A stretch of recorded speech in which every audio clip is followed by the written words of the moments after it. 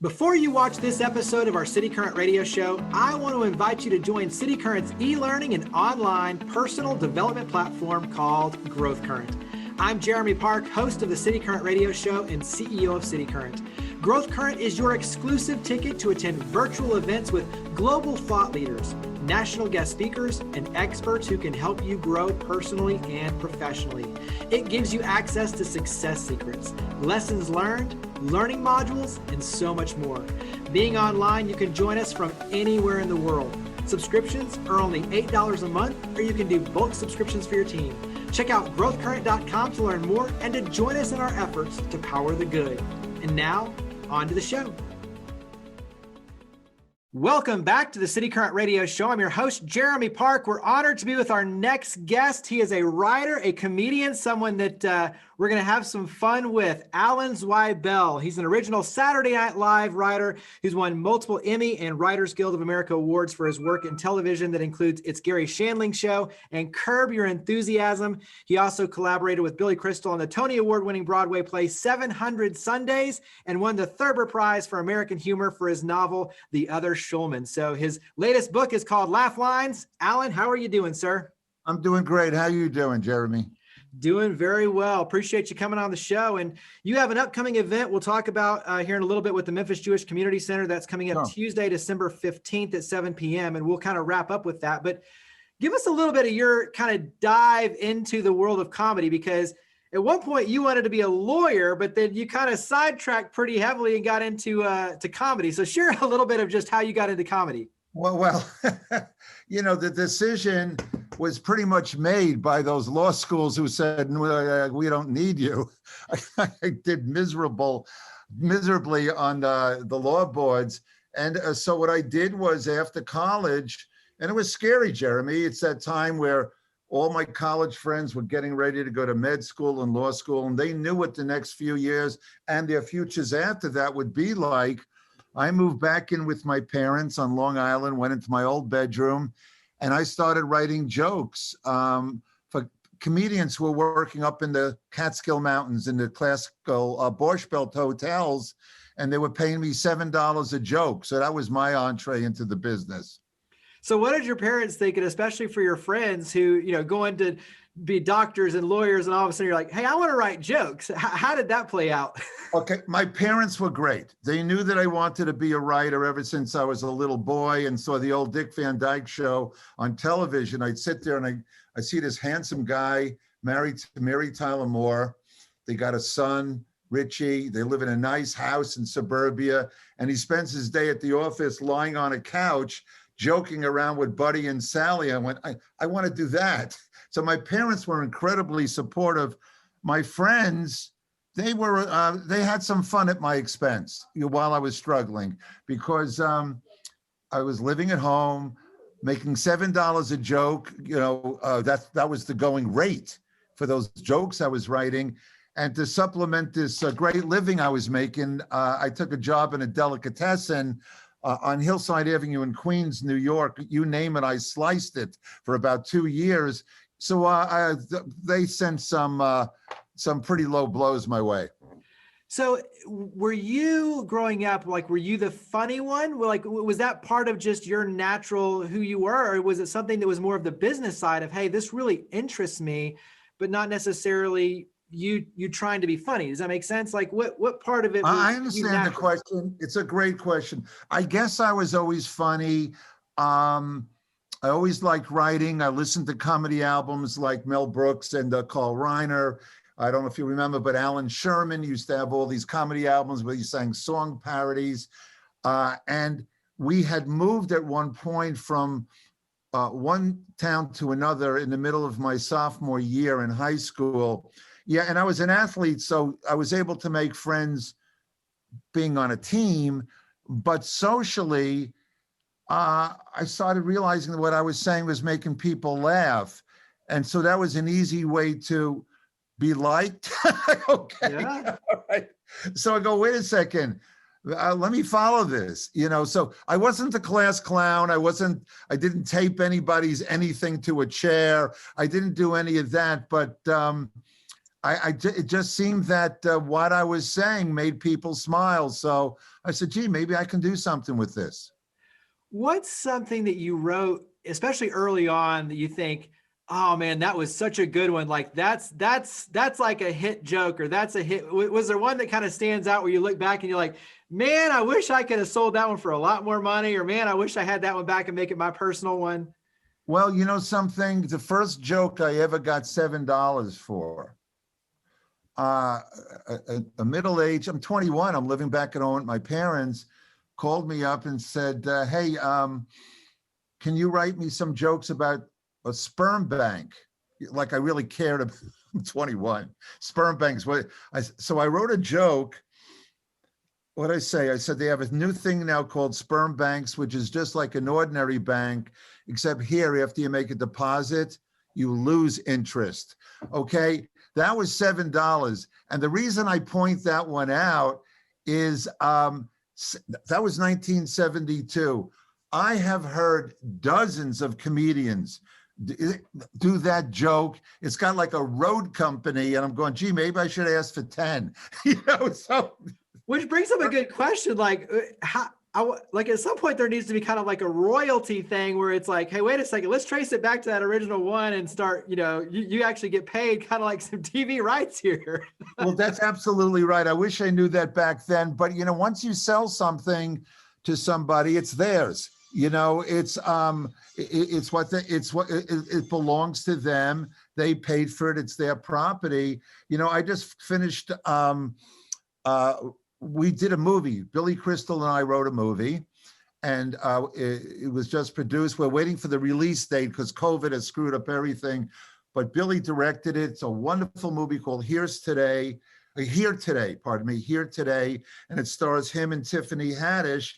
And the only reason I'm bringing it up is, aside from plugging the movie, is I wrote some lines for it where I go, Jesus, maybe I can steal from myself and maybe Billy won't notice.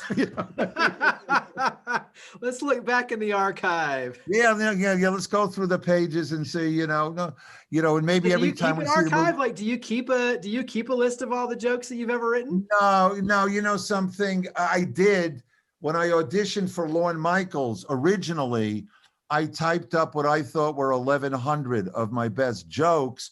So I have that book. I have that binder still in some closet, but I write scripts, I write Broadway plays, I write books, so I have all the drafts. Sure. Okay. God forbid this computer ever breaks down. There goes my whole life. But yeah, I have drafts of everything. You write a movie and you'll write 10 drafts and then call the 10th one your first draft. The same thing with a play. And everybody knows that trick. You'll give the script to a producer and it will say first draft, and he knows that you've done 30. Okay. But it's all archived one way or another. What is your signature when you look at a joke or a book or a play or something that you're writing? Like what's your approach? What's the Alan Zweibel kind of signature that kind of you put your stamp on it? Or what are you thinking when you're writing it? Like what kind of makes it yours? Well, that's a wonderful question. It depends on what it is. Look, if it's a joke, you just want them to laugh at the end of the joke. Okay. What I'm able to do, see, the subtitle of my book, Laugh Lines, is My Life Helping Funny People Be Funnier. So what I train my ear to do is capture the voice of whoever the character is, okay, and write for that character. So when I wrote for Rodney Dangerfield a million years ago, when he said, I don't get no respect, it was easy for me to say, even as an infant, my mother wouldn't breastfeed me. She said she liked me as a friend. So that was easier to capture personality. So I'm good at that. Thematically, though, what I guess I like of all the things that I've written are the things that are funny, but also have heart. So when I co-wrote this Broadway one-man show for Billy Crystal called 700 Sundays, about his family, his mom, his dad, extended family, or a book I wrote about me and Gilda called Bunny Bunny, which was a tribute to she and I and our friendship, it will make you laugh, but there's also poignance there. So I like, I don't know if it's a signature, but at the same time, I like something that runs the gamut of emotions. I think that's the part that the emotional connection is one thing to tell a joke.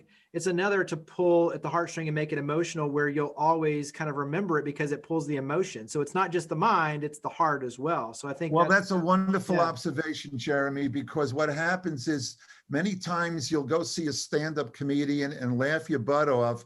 And by the time you go afterwards, you get in your car and on your way home, you forget his name. Okay.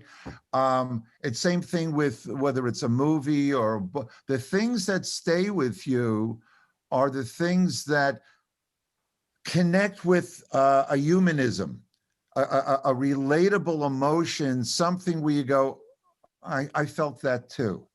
I feel that way. And that is something that reverberates. It has afterlives. So yes, I prefer that.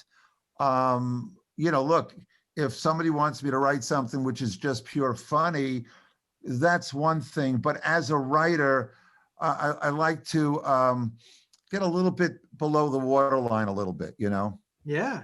And I think that's great advice for anyone who wants to be a writer themselves. What's another bit of advice that you would give in terms of just being a writer, whether that's jokes, books, plays, movies? What other advice would you give? There are two things that I would advise. One is write.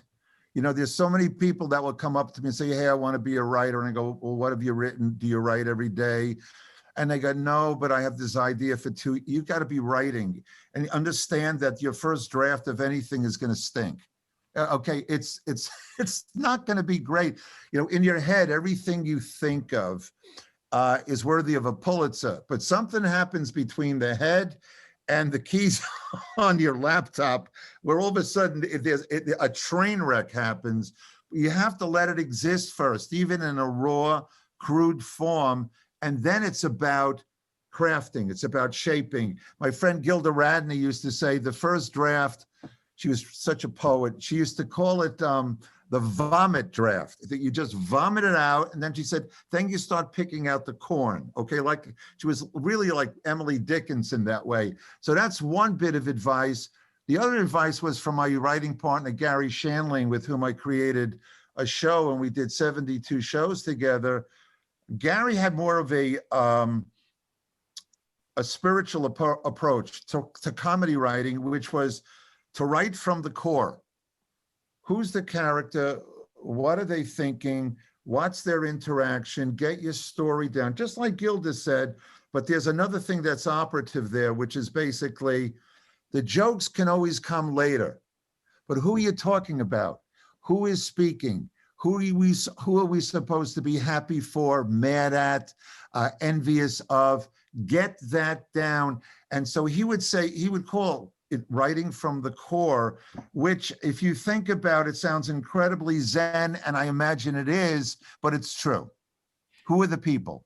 Yeah, I mean, understanding your audience, understanding your characters, and I think the more you understand, like you said, the more you can kind of peel back the layers and get to the core, the more you're going to connect, and it connects mentally and emotionally. Share what you hope readers take away from the book. So what do you hope that they take away from reading the book?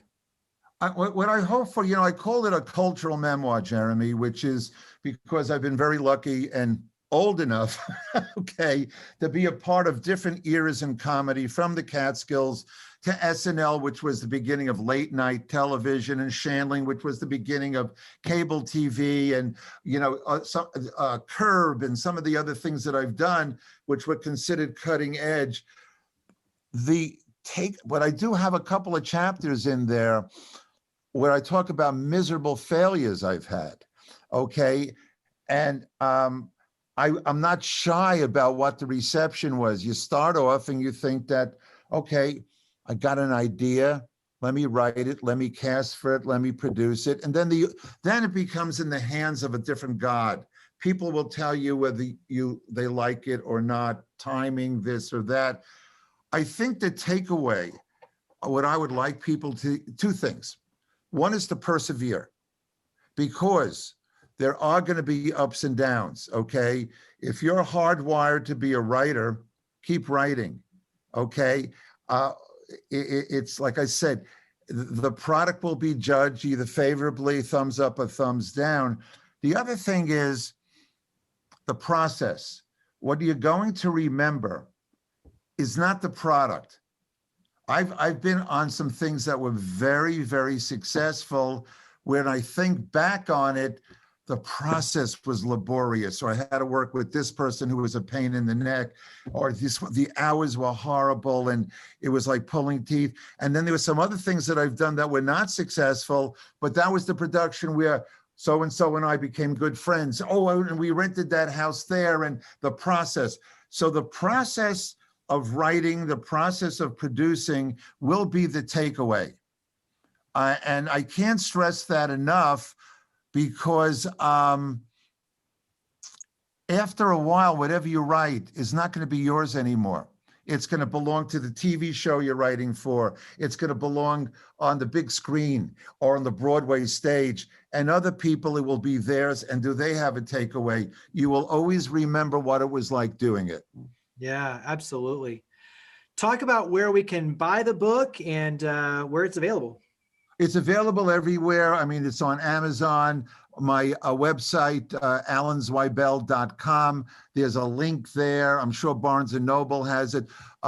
If there are any local bookstores that are open, hopefully there are, pandemic and everything, check it out. But Amazon is obviously the easiest thing. Just click on it and it will come. And there's also an audio version that's available as well. My friend Billy Crystal wrote the foreword to the book, and for the audio version, he narrated the foreword. So it's a fun ride. The book is Laugh Lines, My Life Helping Funny People Be Funnier. And as we mentioned, you are a part of the Jewish Literary and Cultural Arts series with Memphis Jewish Community Center. That event, it's a virtual event, Tuesday, December 15th at 7 p.m. Central. And all the information is on the website, jccmemphis.org. So jccmemphis.org. It's free with advanced registration. So once again, Tuesday, December 15th, a great opportunity for all of us to dive in even deeper and to get to know you even better. Wrap up with just kind of one either fun story when you talk about Billy Crystal and all the amazing people between Saturday Night Live. What's a favorite moment that sticks out in your mind in terms of your career?